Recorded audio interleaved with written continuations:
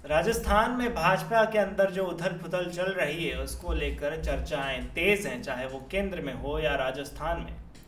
BJP में उथल पुथल हाल ही में बीजेपी के एक बड़े नेता ने राधा मोहन दास अग्रवाल ने पार्टी की कार्यकर्ता आधारित राजनीति और अनुशासन पर जोर दिया है, लेकिन उनकी एक महत्वपूर्ण बैठक में बीजेपी में अचानक बवाल मच गया। कार्यकर्ता एक दूसरे पर आरोप लगाने लगे और इसका नतीजा हंगामे के रूप में सामने आया। इस हंगामे में पार्टी के अनुशासन की गंभीरता पर सवालों को घेरे में डाल लिया खड़ा कर दिया है। सचिन पायलट जो कांग्रेस पार्टी के प्रमुख नेताओं में से एक हैं, उन्हें बीजेपी के अंदर नंबर 2 के रूप में देखा जा रहा है। कांग्रेस के अंदर, माफ कीजिएगा। हालांकि उनके प्रभाव और स्थिति को लेकर भी अटकलें जारी हैं और पार्टी के अंदर असंतोष और सियासी जटिलताओं को दर्शाता है ये। कांग्रेस के नेता गोविंद सिंह डोटासरा ने बीजेपी में राठौड़ के साथ पर विवाद हुए जो टिप्पणी की थी, उसमें बीजेपी पर असंतोष जताया गया और बीजेपी के जो बड़े नेता हैं इस पर भड़क उठे हैं। राठौड़ समर्थक जो हैं सोशल मीडिया पर नाराजगी दिखा रहे हैं और यह आरोप लगा रहे हैं कि उनके नेता का अपमान किया गया है। इस विवाद ने बीजेपी की छवि को प्रभावित किया है।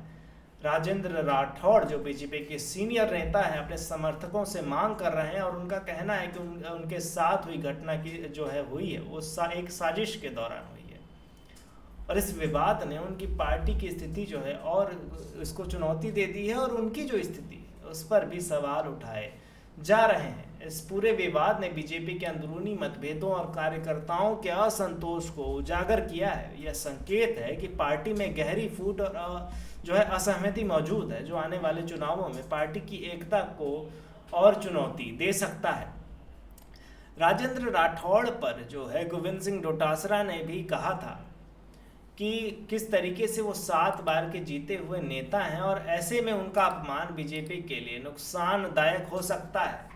ये तो थी राजेंद्र राठौड़ की खबर, पर अब बात करते हैं किरोड़ी बाबा के ऊपर। उनके लिए अभी तक कोई खुशखबरी नहीं आने वाली है क्योंकि उपचुनाव आ गया है। ऐसे में कोई भी डिसीजन लेना भाजपा के लिए मुश्किल हो सकता है क्योंकि हम अगर बात करें टोंक विधानसभा सीट पर तो वहाँ सचिन पायलट और किरोड़ी लाल मीणा दोनों काफ़ी अपना वर्चस्व रखते हैं।